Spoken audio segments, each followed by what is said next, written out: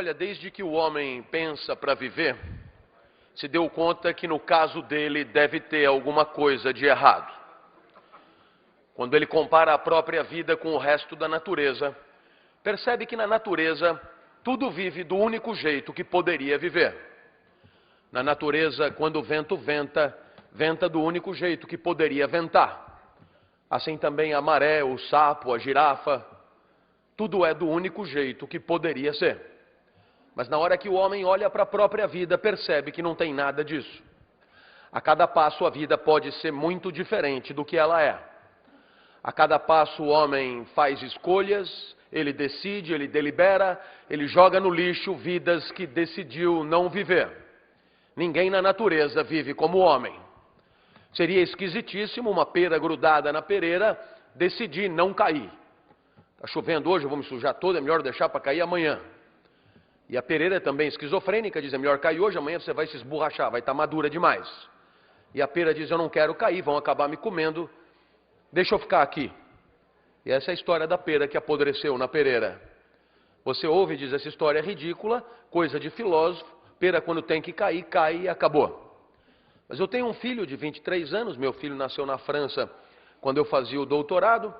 O meu filho estudou com os franceses, fez propaganda e marketing, e hoje meu filho se ocupa da marca Moët Chandon no Brasil. O meu filho mora comigo e ganha muito mais do que eu. O que não é muito, é impossível ganhar menos do que eu. Eu trabalho na USP, é uma universidade estadual, e o meu chefe, o governador, não gosta de professores. E vice-versa, claro. Então, às vezes eu olho para o meu filho... Obrigado. Às vezes eu olho para o meu filho e eu me pergunto, será que ele não vai sair daqui algum dia? Não. Eu tenho tantos planos para o quarto dele. Toda vez que ele vem falar comigo sobre a vida, no entanto, ele me diz o contrário do que eu acho que finalmente ele vai anunciar. Como eu sou feliz de morar aqui com você. O meu filho é uma pera que apodrecerá na pereira. As veleidades eróticas que na idade dele já tinham feito que eu saísse de casa... O meu filho as tem em casa mesmo. Outro dia, era domingo, eu acordei cedo, fui tomar água, eram umas 5 horas, e eu vi que tinha alguém na cozinha. Abri a porta devagar para não ser visto, era uma jovem de camiseta, só de camiseta, e ela fritava ovos. Eu fechei a porta devagarzinho para ela não me ver, acabei indo tomar água no banheiro, voltei para o quarto, abracei minha esposa e disse, tem alguém aí que eu não conheço. Ela acordou apavorada. Eu falei, calma, é uma jovem apetecível, glúteos à mostra, fritando ovos na cozinha. A minha esposa deve ter juntado tudo, glúteos, ovos, jovem, apetecível, e concluiu, já sei, você sonhou. Eu sei do que você está precisando, quando eu acordar eu tento resolver o seu problema. Eu não tinha sonhado, meio-dia, meu filho me apresentou a Fifi, eu falei, eu já conheço, ela gosta de ovos na madrugada, não é? O meu filho não tem por que sair de casa, quem vai explicar isso melhor do que eu é um filósofo chamado Rousseau. Se você tem desconfiança da filosofia, por achar que filósofo escreve mesmo para ninguém entender, você tem toda a razão quase sempre. Mas Rousseau não merece essa fama, porque ele queria que a Revolução Francesa acontecesse, então ele escrevia muito fácil. Eu vindo para cá, vi que Rousseau está à venda na livraria do aeroporto, do lado da Ana Maria Braga, não tem como não entender. Presta atenção, um gato. O gato nasce gato. E qual é a graça do gato? Quando ele nasce, ele já nasce sabendo viver como gato. O gato já nasce com todas as respostas de que precisa para viver. Então o gato não inventa, não cria, não improvisa, não inova, não empreende. Quem tem gato sabe, gato é irritantemente gato. Não há nada na vida no gato que não esteja previsto pela sua natureza. Por isso, se um gato tiver com fome, ele não come o alpiste que você colocar do lado para ele comer. Ele não arrisca, ele não improvisa. Para o gato pensar em comer um alpiste, seria como você pensar em matar fome comendo um criado mudo. Eu me refiro ao móvel, né? Claro, isso não passa pela sua cabeça. Da mesma maneira, um pombo nasce sabendo viver como pombo não vai à escola, e pombo não come filé, já nasce com a vida ganha, já nasce com a vida pronta, pombo não inventa. Então é claro que fica fácil que a gente não é nem gato nem pombo. Quando a gente nasce, não nasce sabendo. Só o homem vai à escola. Só o homem precisa aprender a viver. No caso do homem, a natureza é insuficiente. O instinto é pobre e a vida é complexa. Cabe ao homem ir além da sua natureza. É o único jargão que Rousseau usa. No lugar de ir além, ele fala transcender. O homem transcende a sua natureza. Então ele inventa, ele cria, ele improvisa, ele inova, ele empreende. Por quê? Porque no caso dele, a vida não está pronta. No caso dele, é claro, é preciso ir além. Por isso, é claro, se o homem tiver com fome, ele come o alpiste. Hoje ele chama de linhaça, parece que faz bem à saúde. Se ele tiver com fome, ele come também o filé assado, cozido na chapa, frito a cavalo. Se o calo apertar, ele come o gato, ele come o pombo, ele come a secretária, a sensorista, enfermeira, buraco de fechadura, boneca inflável, moça de evento, não sei o que me ocorreu. Ele come o que for. Antigamente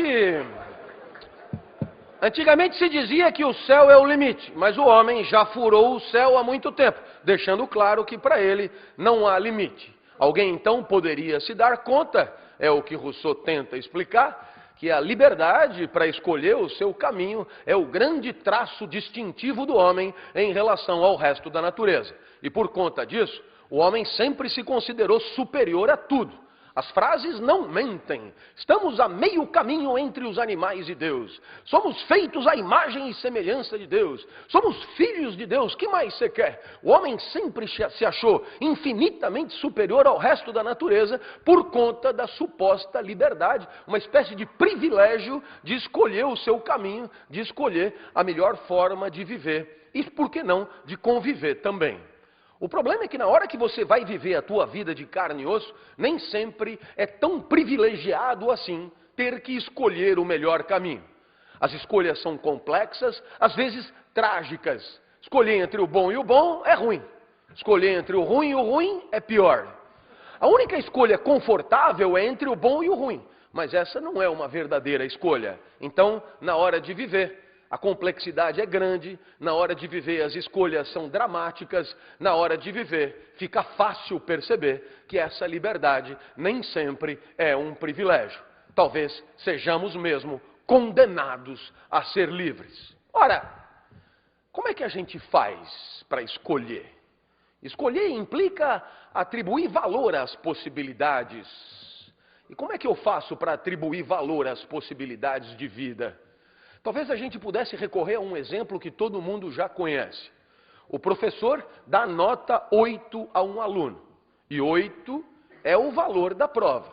O que o professor fez para atribuir 8? Ele comparou a prova do aluno com o gabarito, com uma referência, com a prova nota 10. Fica fácil perceber que para atribuir nota 8 ao aluno é preciso comparar com alguma coisa. E naturalmente, como o professor aplica o mesmo gabarito para todas as provas, ele descobre rapidinho qual é a melhor prova, qual é a pior prova. Como seria fácil se fosse assim? E por que não é assim na hora de viver? Porque os gabaritos são muitos. E o que é pior, são contraditórios entre si. É o que Edgar Morin chama de valores complexos. Na verdade, as referências para a vida são tantas e tão contraditórias que, dependendo do valor que você escolher para viver, a resposta certa da vida será uma ou a sua contrária. Tão fácil perceber. O primeiro valor do exército, está no banner do exército, é a disciplina. Então, claro, na hora de você viver lá dentro, a resposta certa é a vida mais disciplinada possível. Assim, quando a corneta toca às 5 da manhã, pode até passar pela tua cabeça tirar um cochilinho suplementar, mas você sabe que é melhor levantar. A disciplina é a resposta. Agora, eu sou de uma cidade do interior chamada Serra Negra. Lá tem um asilo que eu ajudo e lá tem um banner que fui eu que fiz. Valores. E o primeiro valor é o repouso.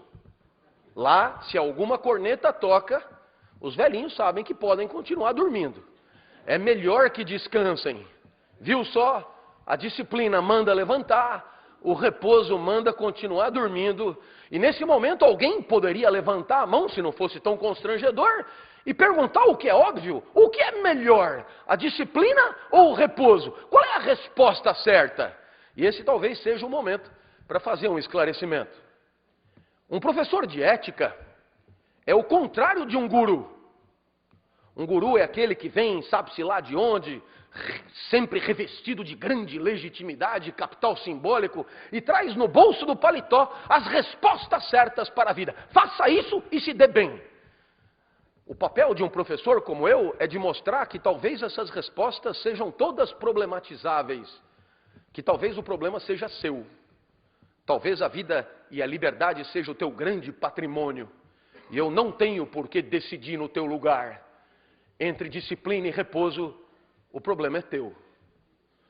Pô, o senhor veio até aqui para dizer que o problema é meu? Pois é, eu acho que se eu tivesse respostas de guru, a minha palestra valeria muito mais do que vale. Mas eu prefiro assim, com humildade, mandar a bola para você. Que tal assumir a responsabilidade de dirigir a própria vida de vez em quando, pelo menos? É claro que a incerteza pairará, sempre.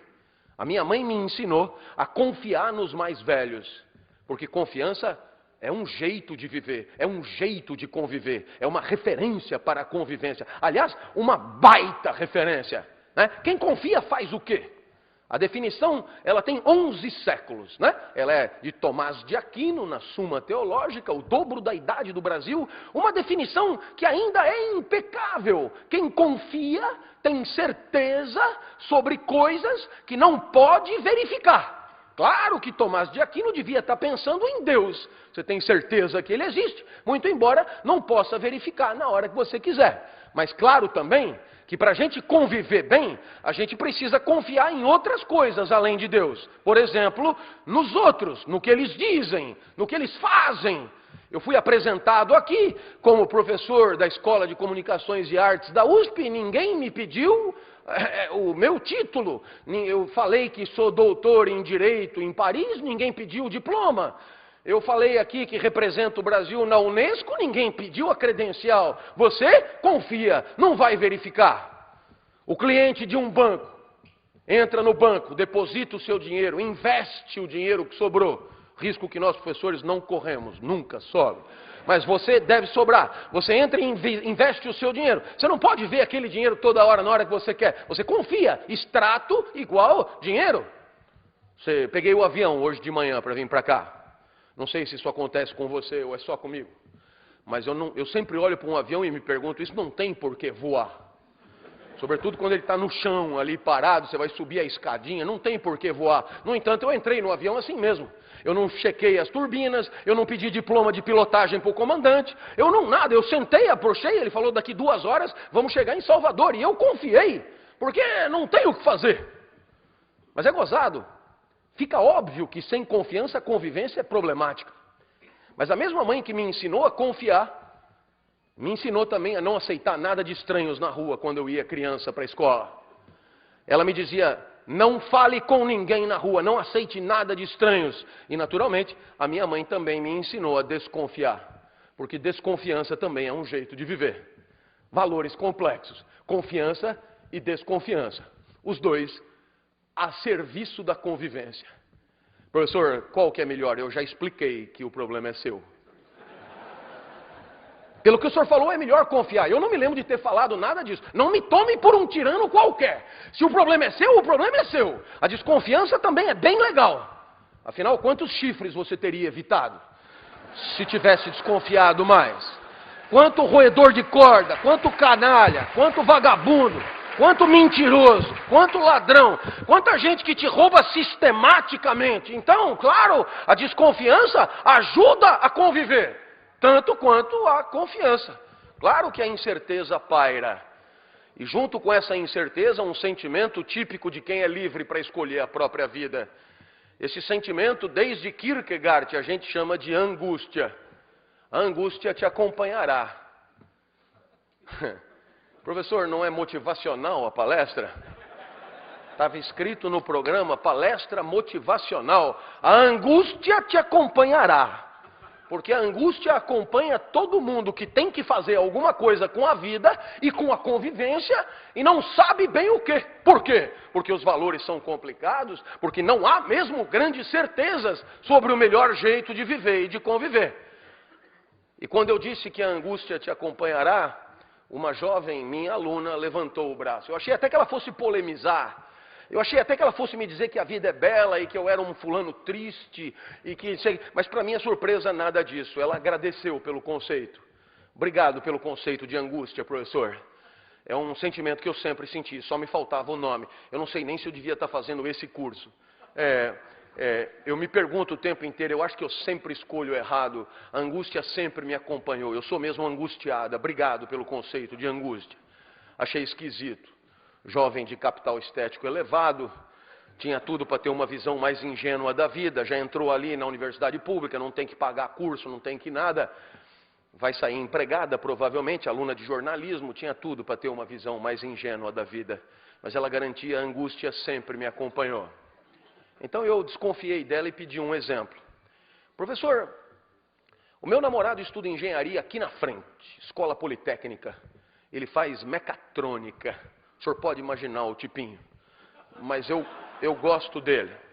Agora em Corpus Christi, a gente não tem aula, é semana do saco cheio, e a gente aproveita para fazer o JUCA, Jogos Universitários de Comunicação, lá em Avaré. E eu falei, vem comigo, vamos divertir, vamos descansar, desopila um pouco, larga disso.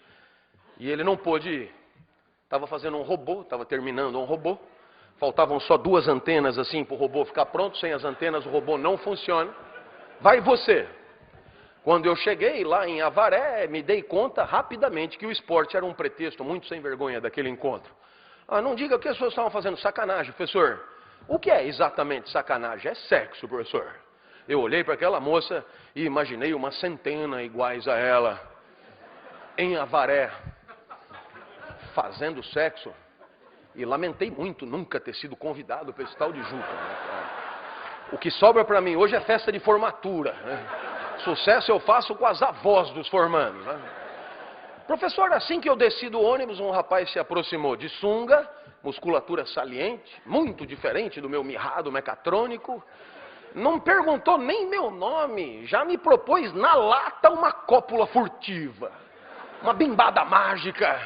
Ele prometia desaparecer magicamente após o coito. Lá vou tá novo, ele explicou. Foi aí que eu lembrei do senhor. Eu não entendi onde é que eu entrei na história, moça. Entendi o que eu tenho que ver com isso. Ué, não é o senhor que diz que a vida não tem fórmulas prontas, que os valores são complexos, que a incerteza paira, que a gente angustia? Sou eu que digo. Então, de quem que eu ia lembrar? Afinal, dar ou não dar? Ela estava angustiada, ela tinha entendido, se bobear melhor do que eu, o conceito. Como é que a gente desata esse nó? Veja como é complicado. Há uns 4 meses eu fui convidado pela Google americana para dar uma palestra semelhante a essa na Califórnia. E para minha surpresa, né, lá, claro, tinha um banner com valores. E o primeiro valor que eles escolheram, a primeira referência para a convivência que eles escolheram ali, né? Porque no final das contas, quando a gente escolhe, né, coletivamente as referências para uma convivência, a gente pode bem chamar isso de ética, né? E a primeira referência que eles escolheram para presidir a convivência ali é o prazer. To have fun, em Yankee. Eu te pergunto, o que o prazer quer dizer? Claro, o valor, prazer, te ajuda o tempo inteiro, né? Na Apologia de Sócrates, Platão define como a redução do desconforto físico de existir. O senhor podia repetir? Eu acho que eu não entendi. O prazer é a redução do desconforto físico de existir. Mais ou menos assim, você come para diminuir a fome, bebe para diminuir a sede, abre a janela para diminuir o calor, liga o ar-condicionado, tira o paletó, põe o paletó, e assim o prazer, ele gerencia, né, a gestão da microexistência, né? É um tal de Goffman que conta exatamente isso, né? O prazer é gerenciador da pequena vida, né? E é claro, pelo prazer, né? Aí você podia perguntar, mas e o orgasmo, por exemplo? E eu responderia tentando defender Platão. É rápido o orgasmo, não é não? Quanto tempo dura um orgasmo? Aqui na Bahia eu não sei, mas lá em casa uns 5 segundos. Durante a semana, final de semana 6, 7. Se você for um gozador espetacular, quem sabe 10 segundos. Agora, quanto tempo dura uma enxaqueca? Você já imaginou orgasmo com prazos de enxaqueca? Você começa a gozar hoje e termina domingo. Vira uma uva passa, né? Eu tenho a impressão que Platão tem razão. O normal é diminuir a dor, diminuir o sofrimento. Se der para dar uma gozadinha, é melhor, mas é raro. Ora, pelo prazer, ela já deveria ter dado para o marombado de sunga, claro. Agora, o segundo valor do banner, e é aqui que eu queria que você entendesse, o segundo valor, e eu estou falando da Google americana, eu não estou falando de uma empresa, digamos, que faz as coisas de maneira impensada, né? O segundo valor do Google é o respeito. E quem respeita faz o quê? Né?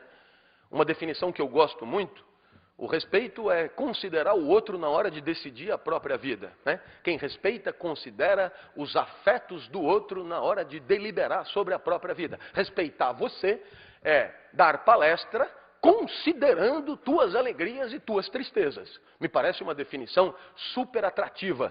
E pelo respeito ao mecatrônico, pelo respeito à tristeza do chifre, pelo respeito às cláusulas morais que ela mesma propôs para aquele relacionamento, em suma, por isso tudo ela não deveria dar. Viu só? O prazer, primeiro valor, manda dar. O respeito, segundo valor, manda não dar. E daí, professor? O senhor vem aqui tumultuar a nossa vida e vai embora? Foi o que me perguntou um executivo de uma multinacional em São Paulo, dessas que faz de tudo, de pinico a bomba atômica. Era reunião fina, presidente e diretores, e um diretor se irritou comigo, diretor com jeito de diretor, diretor que se leva a sério, desses que se veste como diretor, escolhe a mulher que tem mais cara de diretor, carro de diretor, né? É exatamente a figura encarnada do diretor. Gomex no cabelo. E ele disse, professor, quando nós contratamos um consultor, é para nos trazer respostas certas sobre o que precisamos saber. Eu falei, olha rapaz, quando você encontrar um, me apresenta, que eu tenho tanta pergunta para dizer para ele, eu não tenho resposta sobre nada. Aí ele falou, o senhor não poderia botar no PowerPoint uma tabela com os valores em ordem decrescente de importância? Ele queria saber qual que vale mais, o prazer ou o respeito, né? Ou quem sabe a confiança ou a desconfiança, ou quem sabe a disciplina ou o repouso, ou quem sabe até a transparência e a privacidade, a transparência e a intimidade, a transparência e o sigilo, só para mostrar que qualquer valor da moda pode ser problematizado de maneira confiável, de maneira lúcida.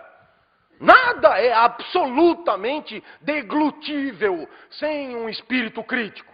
Tudo pode ser problematizado na hora de escolher a vida. E talvez a problematização da vida seja a ética na sua essência. Professor, e a tabela? Não vai dar, amigo. Não sei o que é um PowerPoint. Ele não entendeu a ironia. Falou, pode pôr na lousa. Eu falei, o problema não é o PowerPoint. É a tabela, eu acho que ela não existe. E para ele entender rápido, me ocorreu um exemplo. Perguntei a ele, sabe Deus? Ele falou, lógico. Normal, né? Costuma trabalhar no mesmo andar de um diretor. Quando Deus mandou para Moisés por e-mail os 10 mandamentos, atrás dos mandamentos tem valores. Está ali, os top 10 que você quer. Só que não tem essa do quarto valer mais do que o quinto. Se tiver conflito entre eles, você que se vira, o problema é seu. Agora, como Deus é um cara elegante, jamais vai dizer isso, você que se vira, o problema é seu. Ele chama isso de livre-arbítrio. É porque não tem tabela que tem livre-arbítrio.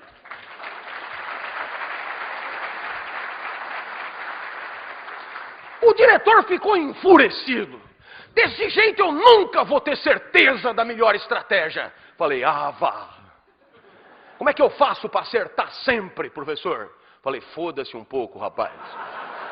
Estou me fudendo desde que nasci, como é que você quer acertar sempre? Mas ele não tem culpa, eu acho. Quando ele vai na livraria do aeroporto, momento de maior intimidade que ele tem com livros, o que ele encontra para comprar? Diz o que vende, diz para mim. Eu vou resumir o mercado editorial para você. 10 lições para ser feliz. 10 lições para ser líder, passo a passo do sucesso. Como chegar lá, como enfiar o pé na jaca, como aumentar o tamanho do seu negócio, como dar prazer na cama, não sei se os dois têm a ver, como... Depois tem o poder da sedução, o poder do discurso, o poder da vida, o poder da razão, o poder do caralho, o poder não sei o que. Depois tem 7 hábitos do homem eficaz.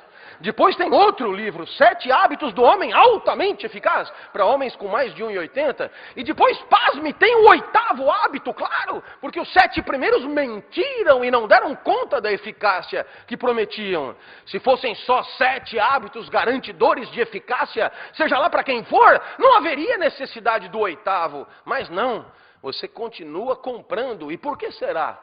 Talvez porque a angústia de ser livre pese demais nos seus ombros. Talvez porque você preferiria muito mais que houvesse uma tabela a seguir. Talvez você preferisse não ter que escolher. No fundo, o gato é o seu herói. Gato não angustia. Gato gateia.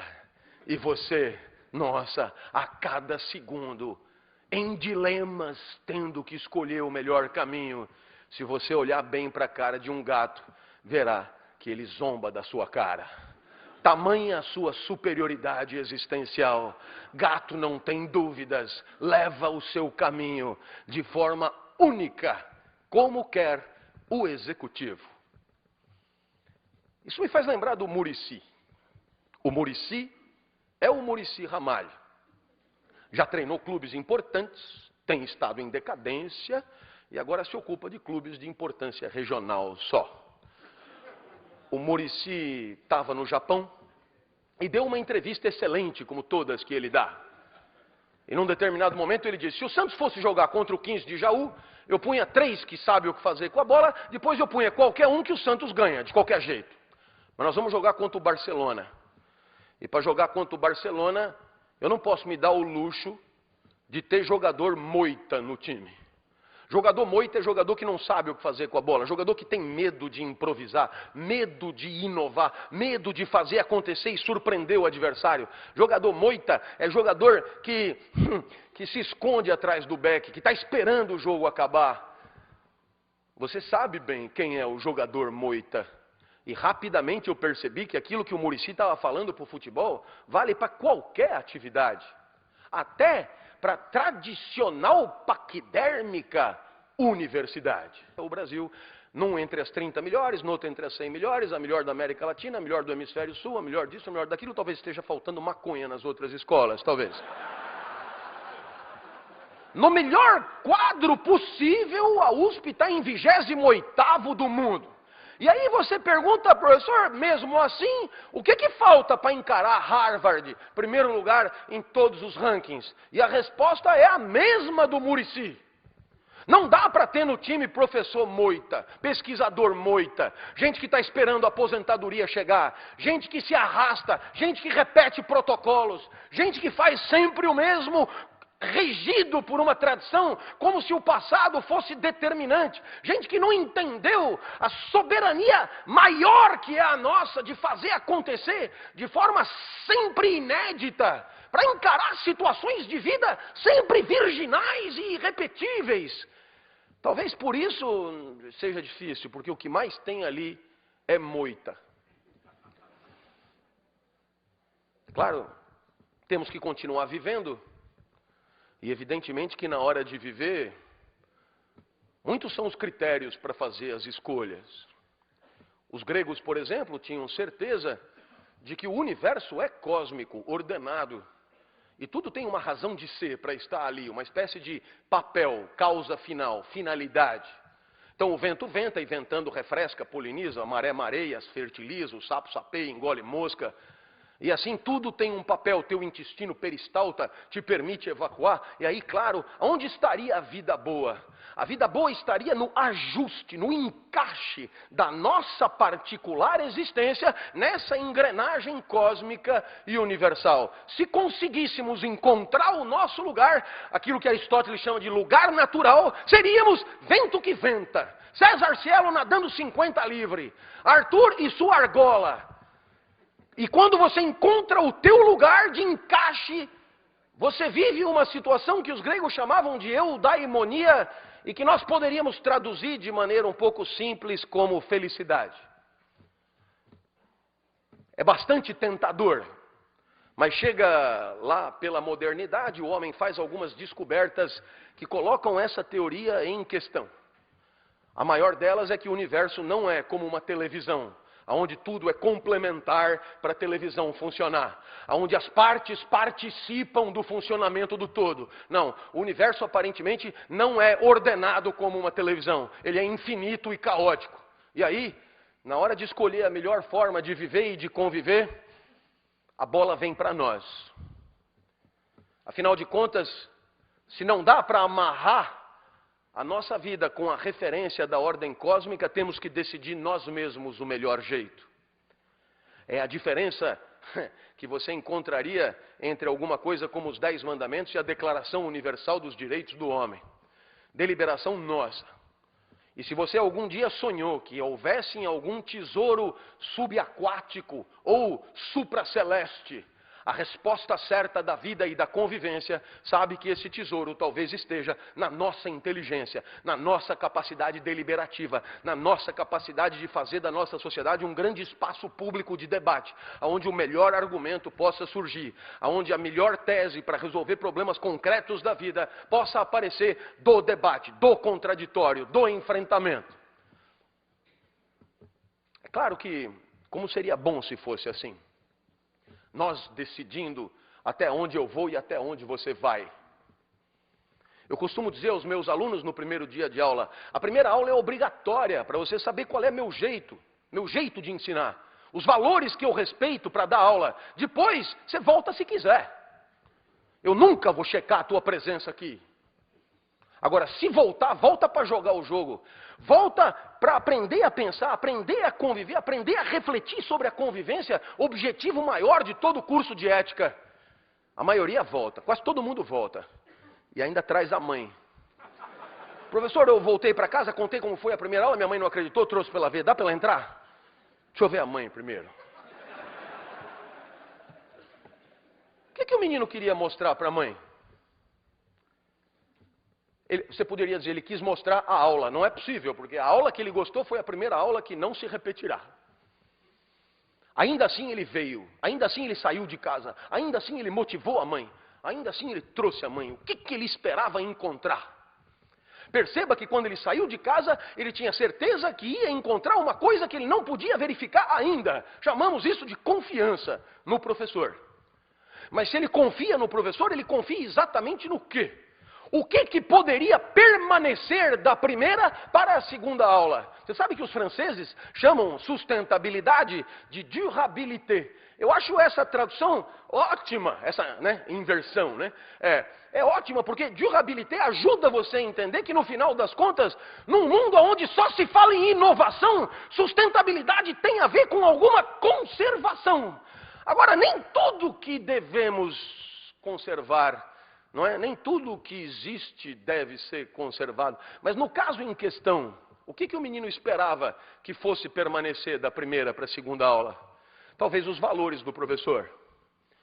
O jeito do professor ensinar. Eu tenho 3 valores no meu banner. Energia, como você está vendo. Exemplos do cotidiano, como você está vendo. E palavrão, como você está vendo.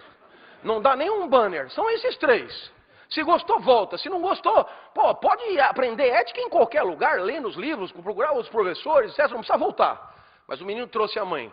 E cada vez que eu me exaltava, ele cutucava a mãe. Olha, tá vendo? Eu falei para você.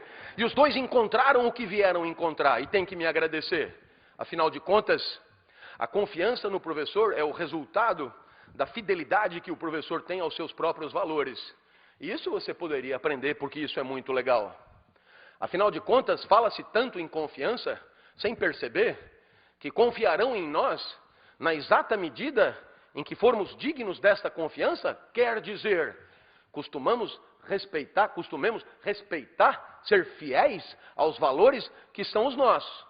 Então, a cada aula, vai se construindo uma relação de confiança a partir do quê? A partir da fidelidade recíproca aos próprios valores.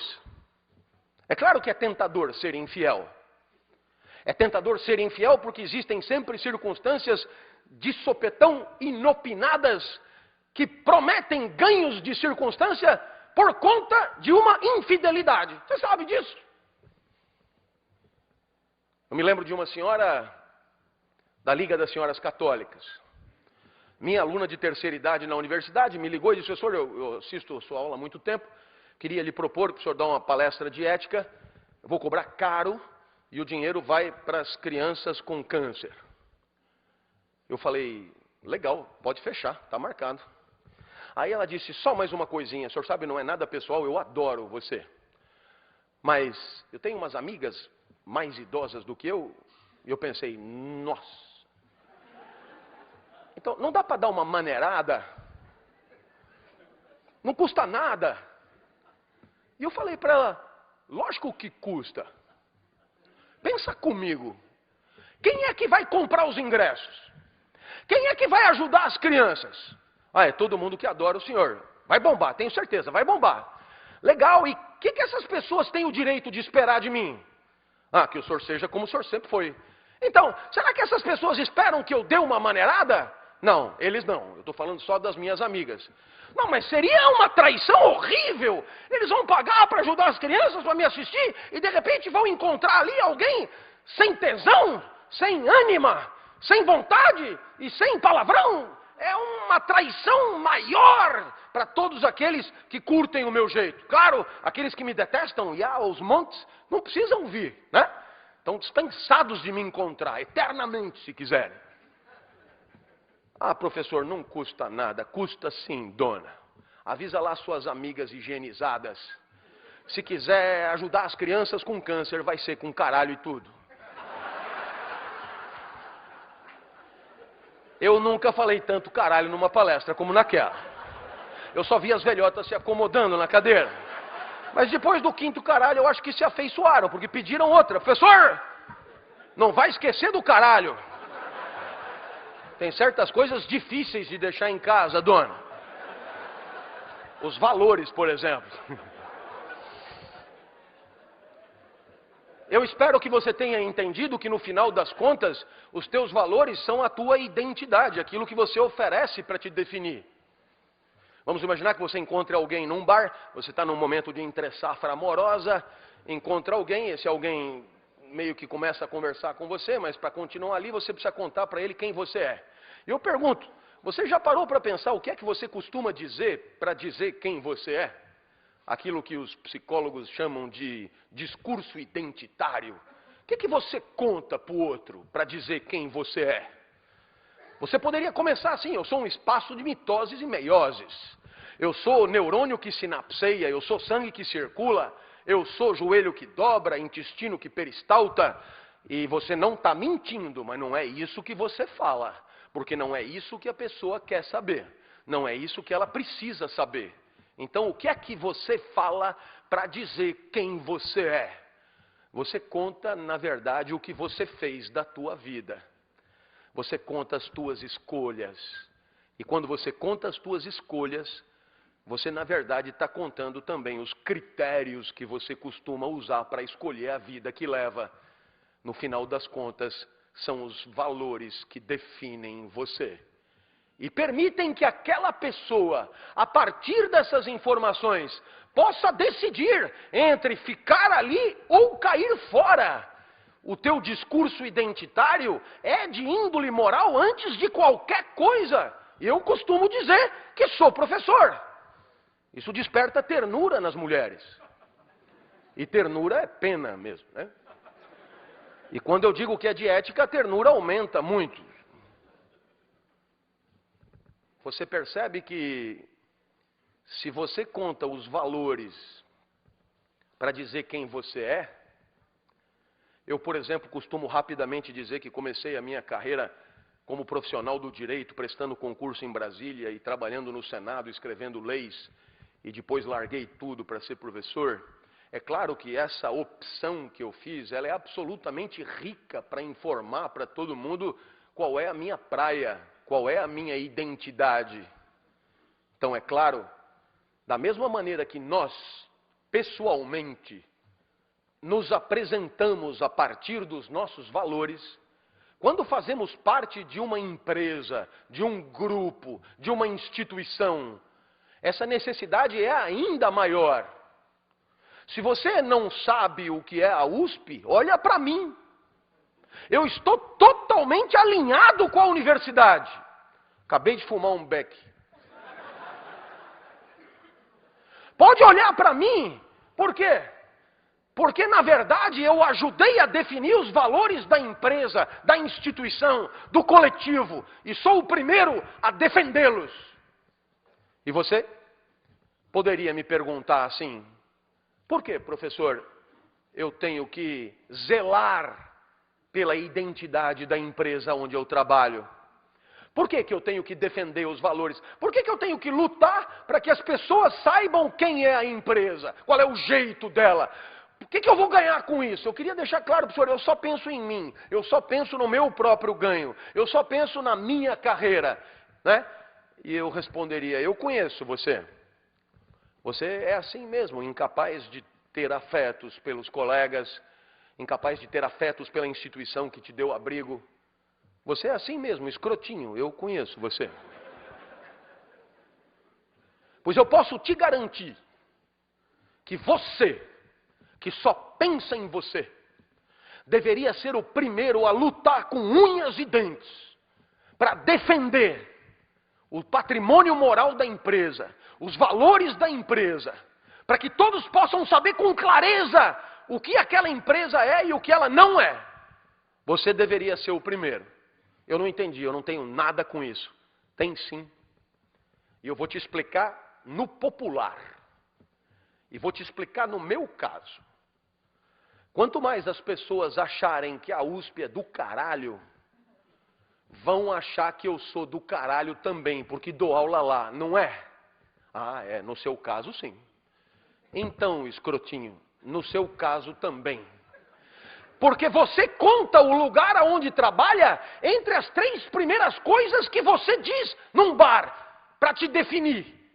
Você percebe que quanto mais o lugar aonde você trabalha for confiável, prestigioso, glorificado, aplaudido, reverenciado, mais você, que trabalha lá e só pensa em você, vai ganhar com isso. O senhor tem razão. Agora eu pergunto para o senhor: o que eu ganho no final das contas? Por que defender a ética com unhas e dentes? Meus amigos, a ética não vale por ela mesma. A ética vale para que as pessoas possam viver melhor, para que as pessoas possam conviver melhor. Eu queria lhes dizer com clareza que quando optei por dar aula, foi para que a vida passasse a ter sentido. Para que happy hour fosse segunda às 8 da manhã. Para que eu pudesse viver um momento que vale por ele mesmo. A felicidade dos gregos é essa, um instante de vida que vale por ele mesmo. É fácil dar exemplo do que a felicidade não é. Eu fui jantar na casa de um amigo domingo, e o filho dele estava estudando matemática. E eu perguntei para o menino: pô, cara, estudando matemática domingo? E ele podia ter dito: tio, olha que tesão de equações. Quanto mais embaçada, melhor. Isso aqui é do caralho resolver. Eu sempre resolvo 50 antes de dormir. Mas não foi o que ele falou. Ele falou: eu tenho que tirar 7,5 amanhã na prova. Então eu tenho que fazer essa merda dessa lista, senão eu estou fodido. E aí você podia pensar, se ele vendeu domingo por causa de segunda na prova, ele vai exultar, ele vai delirar na prova. E o menino falou: bem que meu pai falou que o senhor sempre foi meio doido.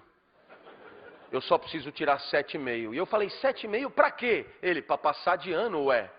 A única coisa que me importa, tio, é passar de ano. E quando o ano que vem chegar, o menino dirá a mesma coisa: passar de ano. Essa é a escola da tristeza, em que você fica ali esperando o ano que vem chegar, esperando o ano acabar, esperando a vida acabar.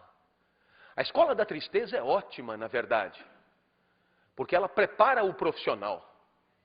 Ela prepara o profissional para viver o trabalho da tristeza. Aquele que você espera 30 dias por causa do 5º dia útil. Aquele que você vende a vida por causa do salário. A escola da tristeza é a melhor preparação para a vida triste. A felicidade é um instante de vida que vale por si só. Até os 13 anos eu vivi muito mal. Eu era um CDF ortodoxo, hoje chama de nerd. Tirava 10 em tudo, mas não vibrava com nada. Meu pai tentava, me levava no Morumbi para ver jogo. E ele tinha que me avisar que foi gol.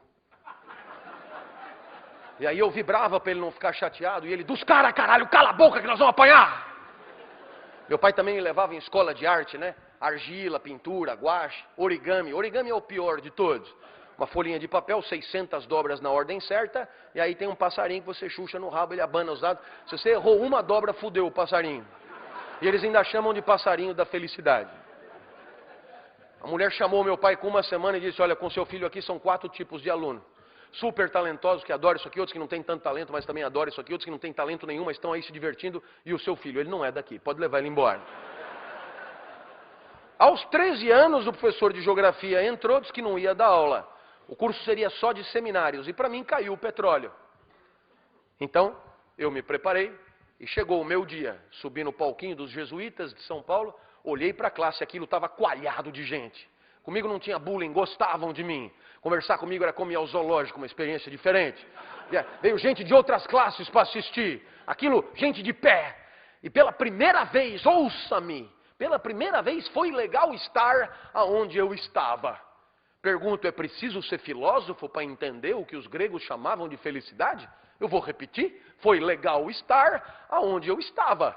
Pela primeira vez em 13 anos. Por quê? Porque até então eu sempre esperava acabar. Esperava a aula acabar, esperava o treino acabar, esperava a aula de arte acabar, esperava... Ali não, eu não queria que acabasse. E para não acabar, eu não começava.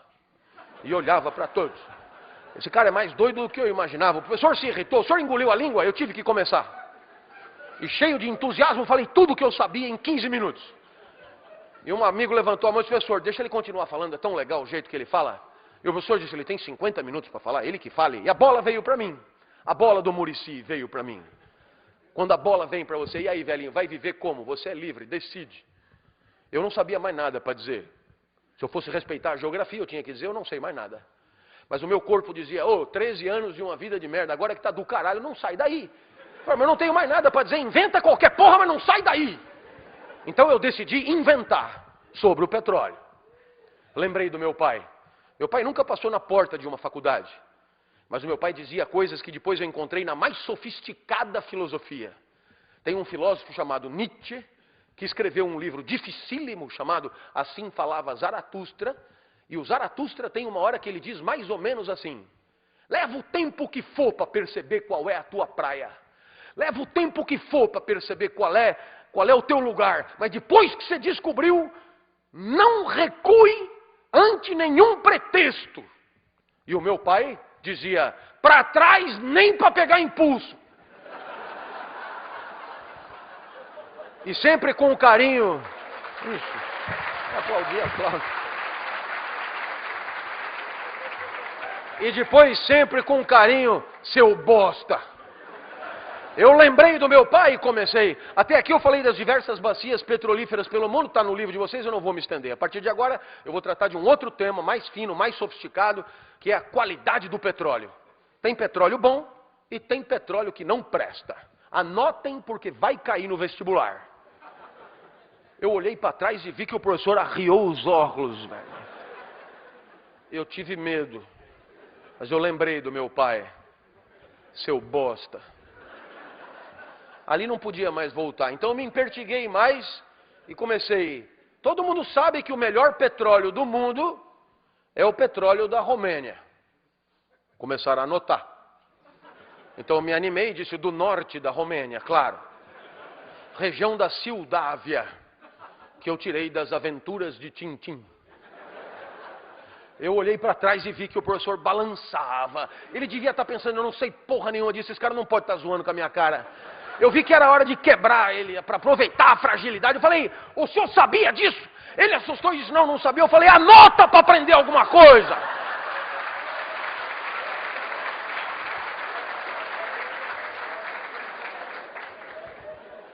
A hora que eu mandei ele anotar as coisas que eu estava inventando, ele não reagiu. Eu falei, esse lugar é do caralho, velho.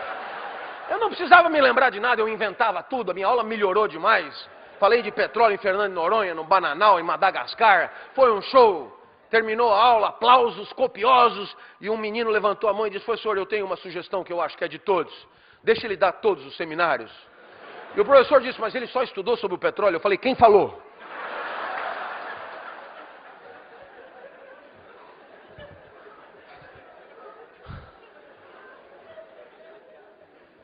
Eu saí dali correndo, fui encontrar o Fusca branco do meu pai. E o meu pai me viu correndo pela primeira vez, eu nem andava, eu me arrastava. Ele viu correndo, o que aconteceu? Eu comecei a contar o que tinha acontecido e meu pai entendeu. A vida tinha valido a pena ser vivida naquele lugar. Um instante de vida que valeu a pena viver ali, dando aula. Lição para toda a vida. Um lugar que é o meu. César Cielo, 50 livre. Eu na sala de aula.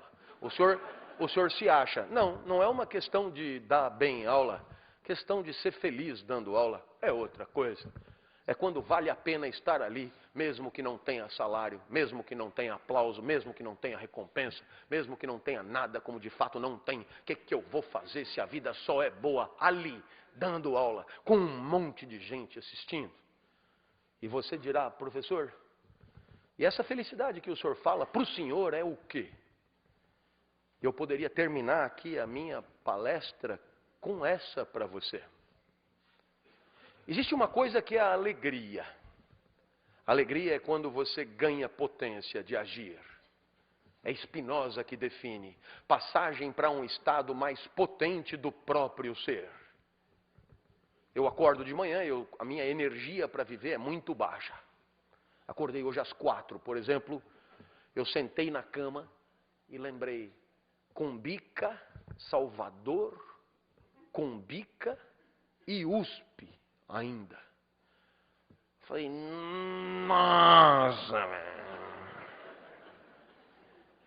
Aí a minha mulher, sabe como é 25 anos de matrimônio, já houve um tempo que ela dizia, fica mais um pouquinho. Agora ela diz, não vá se atrasar. E com o pé assim.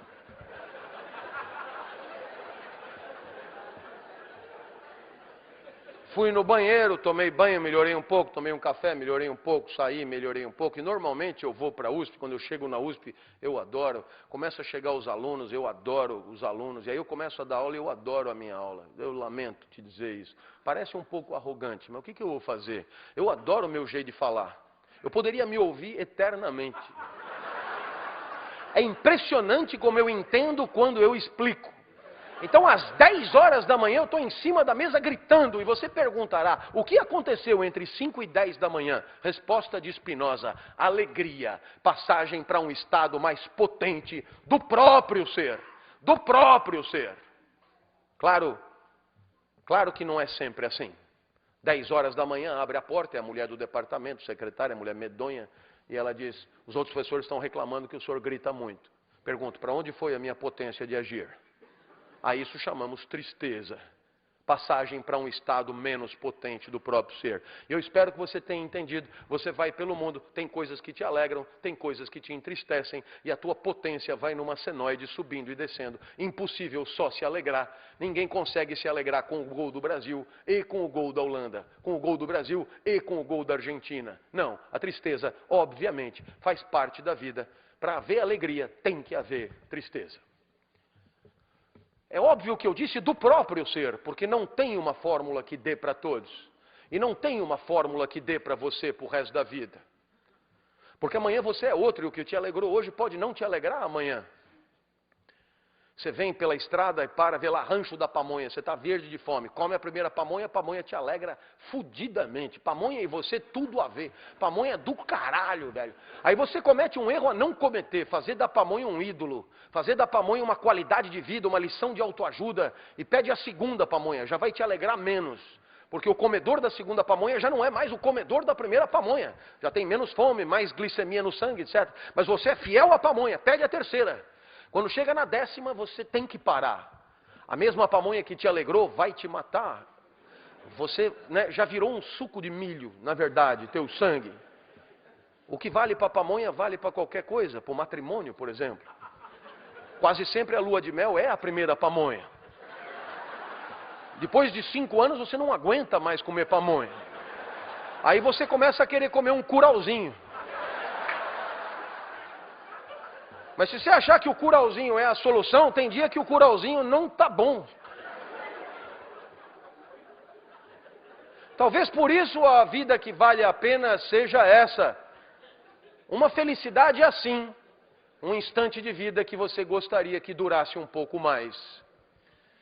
Um instante de vida que você gostaria que não acabasse logo. Um instante de vida que você gostaria de repetir. Professor, o que um instante de vida tem que ter para ser feliz? Isso que eu estou te dizendo. E quem é que fala isso? Eu. Dessa vez não é nem Platão, nem Aristóteles, nem Nietzsche, nem Rousseau, sou eu. E o senhor quem é? Clóvis, muito prazer. É que eu não morri ainda, não virei clássico.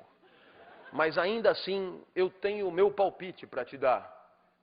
Se você quer saber se aquele instante está valendo a pena, pergunte-se se você gostaria que ele durasse um pouco mais. A vida é boa quando você torce para ela não acabar. Perceba que a maior parte do tempo a gente torce para acabar. Torce para o dia acabar, para poder chegar em casa, torce para a semana acabar, por causa do final de semana, torce para o mês acabar, por causa do 5º dia útil, torce para o ano acabar, por causa das festas e das férias. E sem perceber, a gente está torcendo para a vida passar rápido. A felicidade é o contrário disso. A felicidade é quando você gostaria que não passasse, é quando você lamenta o final do dia. É quando você lamenta o final de alguma coisa que você está fazendo. Como num filme argentino, você até esqueceu que está no cinema. E só se lembra que está no cinema quando o filme acaba e você lamenta muito de tão bom que era o filme, de tão feliz que você foi. Não era outra a pretensão para esse nosso encontro. Que pelo menos por um segundo eu tenha te surpreendido. Que pelo menos por um segundo, 10 minutos tenham passado e você não tenha se dado conta. Que pelo menos por um segundo você não tenha percebido que está tendo uma aula de filosofia há exatamente 1 hora. Que pelo menos por um segundo você tenha pensado em repetir isso. Torcido para durar um pouco mais, me mostrado para alguém que você ama na internet, ser meu aluno ou pelo menos me dar um abraço no final da palestra. E se alguma dessas coisas aconteceu, é porque você foi feliz por um segundo. E agora você já sabe o caminho. A vida vale a pena quando você torce para ela não acabar. Tomara tenha sido o caso. Eu te agradeço imensamente pela alegria, saio daqui muito melhor do que cheguei.